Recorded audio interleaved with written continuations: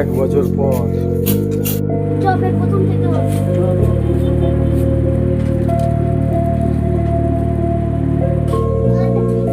আসো।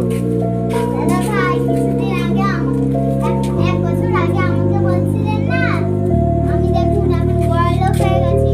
বড়লোক হয়ে গেছি ঠিক আছে আমি 10 টাকা কি হয় এখন 10 টাকা দিয়ে দিলাম ঠিক আছে দিদি।